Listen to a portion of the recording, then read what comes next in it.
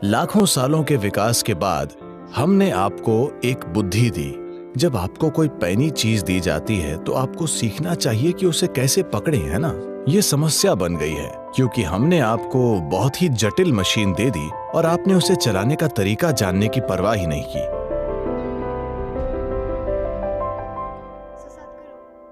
तो सद्गुरु, जीवन में कई बार होता है जब मैं बहुत बढ़िया कर रही होती हूँ, पूरी क्षमता में काम करती हूँ, मगर तभी अचानक एक भावना अंदर से आती है जो मुझे बताती है कि तुम्हारा पतन करीब है। ये मुझे परेशान करता है और शायद आप बस लैंड कर रही हैं।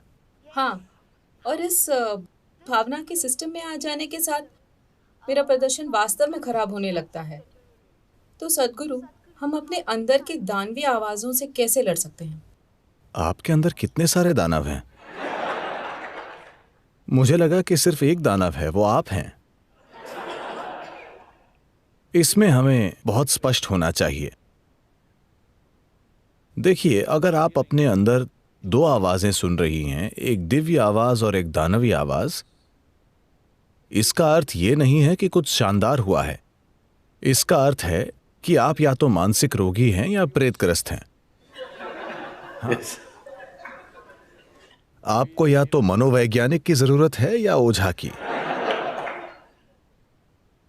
तो यह बहुत महत्वपूर्ण है। ऐसा लोग धर्म के नाम पर, आध्यात्मिकता के नाम पर, हर चीज के तथाकथित आधुनिक समाधान के नाम पर कर रहे हैं। कई रूपों में यह अभिव्यक्त हो रहा है। भारत में हमारे पास इन चीजों के लिए ढेर सारे शब्द हैं। अगर आप किसी से कुछ कहें, ओह ये मेरे संस्कार है, मेरा अहम ऐसा कर रहा है, ये मेरी आत्मा है, ये मेरा ये है, ये मेरा वो है। अच्छा, अगर बहुत से लोग आपके अंदर से बोल रहे हैं, अगर बहुत से लोग इस एक शरीर में फंसे हुए हैं, तो ये एक बीमारी है ना? हेलो? अगर इस शरीर में एक से अधिक लोग हों तो ये बीमारी है या नहीं? सिर्फ एक। ये शरीर सिर्फ एक के लिए बना है ना? ये सबसे बुनियादी चीज है जो आपको करनी चाहिए। इसमें सिर्फ आप और आप और आप ही हों, कोई और दूसरा ना हो। जैसे ही कोई दूसरा होता है, ये एक चाल है। शुरू में आप ये चाल चलते हैं। जब कुछ अच्छा होता है, बिल्कुल ये मैं ही हूं। जब कोई चीज नहीं होती है, मैं नहीं जानता, कोई दूसरी आवाज, कोई और, मेरा अहम, मेरा।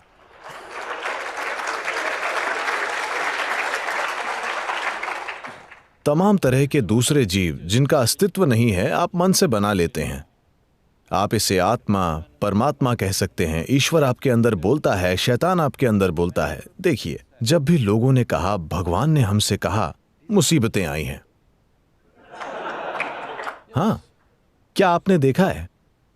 कभी अमेरिका के राष्ट्रपति एक बार करीब 15 साल या 18 साल पहले बोले, ईश्वर ने मुझसे कहा।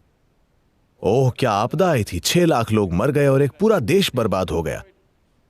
इसी तरह की चीजें हमेशा हुई हैं जब भी ईश्वर बोले हैं। क्योंकि मैं चाहता हूं कि आप समझें, ये ईश्वर के बोलने के बारे में नहीं है। जब आप कुछ एकदम अतार्किक और अनुचित बात करना चाहते हैं तो आप भगवान और शैतान को ले आते हैं।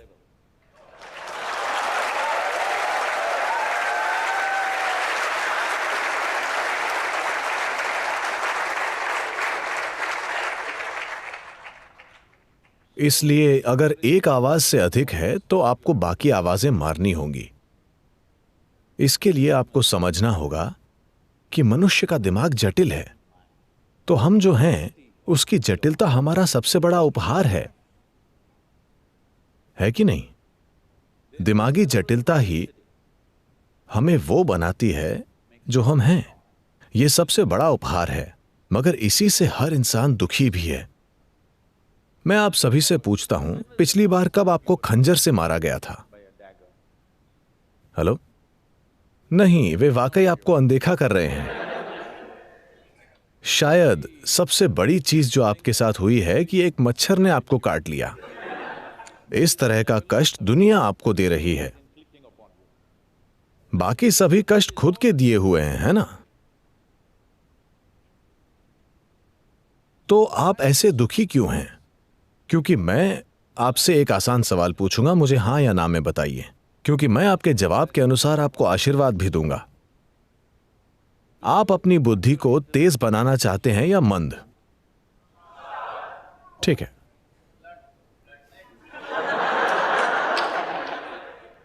ये लोग किस विभाग के हैं?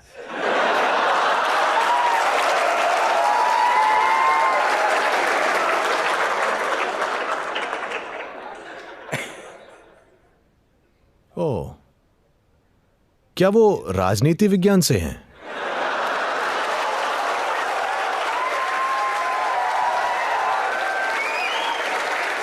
Is it one of the disciplines, sir? क्या ये यहां एक विषय है?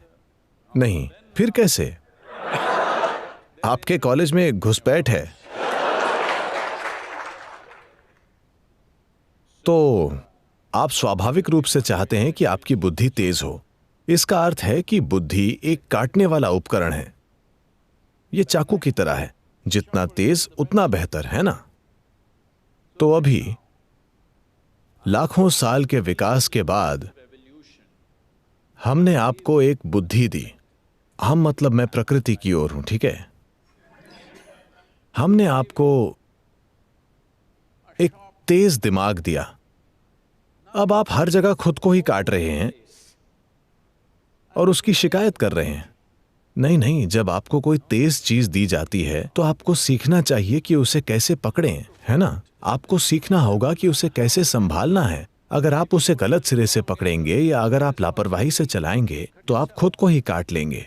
अभी ये सब व्यक्तिगत अभिव्यक्तियां हैं कि किसी दिन मुझे ऐसा लगता है, किसी दिन मुझे वैसा लगता है। इंसान दरअसल ढेर सारे दुख झेल रहा है। कोई युद्ध वाले इलाके में है, कोई सूखाग्रस्त इलाके में है। उन इंसानों को मैं छोड़ देता हूं क्योंकि वो एक अलग चीज है, मगर बाकी सभी लोगों को Are all suffering? सिर्फ एक कष्ट है, उनकी अपनी बुद्धि। अगर आप उनका आधा दिमाग ले लें तो वे शांतिपूर्वक बैठेंगे। हाँ या ना? कोई शैतान नहीं, कोई भगवान नहीं, कोई आवाज नहीं, शांतिपूर्ण। हाँ या ना? तो हम अपने सबसे बड़े उपहार की शिकायत कर रहे हैं। एकमात्र कारण कि बाकी सभी जीवों के मुकाबले हमारा यहां प्रभुत्व है, यह हमारी दिमागी क्षमता के कारण है ना? हमारे दिमाग के पैनेपन के कारण हम कुछ भी कर सकते हैं, और यही समस्या बन गया है। तो यह समस्या इसीलिए बन गया है क्योंकि हमने आपको बहुत जटिल मशीन दे दी और आपने उसे चलाने का तरीका जानने की परवाह ही नहीं की, और आप उसे आंख मूंद कर चलाने की कोशिश कर रहे हैं। अब तमाम चीजें बोलेंगी। आपकी अपनी बुद्धि आप पर हावी हो गई है और आपको बर्बाद कर रही है, आपको बेकार में कष्ट दे रही है। अगर मैं आपको एक कमरे में अकेला छोड़ देता हूं, सिर्फ आपको, अगर आप फिर भी दुखी होते हैं तो इसका मतलब है कि आप बुरी संगत में हैं, है ना? हेलो? अगर मैं आपके साथ हूं और आप दुखी हुए तो शायद वो मैं हूं, मगर आप अकेले बैठकर दुखी हो रहे हैं, इसका मतलब आप बुरी संगत में हैं, है ना? आपको वो एक चीज ठीक करनी होगी कि ये कभी बुरी संगत में ना हो। ये सबसे अच्छी संगत है जो आपके पास है।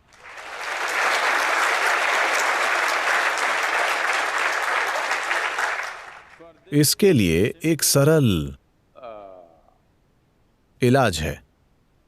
सरल इलाज बस ये है, आप बस इतना देखना शुरू कीजिए, मेरे जीवन में मेरे साथ जो भी हो, अच्छी चीजें हो, बदसूरत चीजें हो, बकवास हो, शानदार चीजें हो, चाहे जो कुछ भी हो, और मेरे जीवन में जो भी नहीं हुआ वो सब मेरी जिम्मेदारी है। तब सिर्फ एक व्यक्ति होगा। अगर आप देखते हैं कि यह मेरी जिम्मेदारी है तो सिर्फ एक व्यक्ति होगा, वरना यहां से भगवान बोलेंगे, वहां शैतान बोलेगा, यहां से आत्मा बोलेगी और कहीं और से परमात्मा बोलेंगे, और वे सब आपको पागल कर देंगे।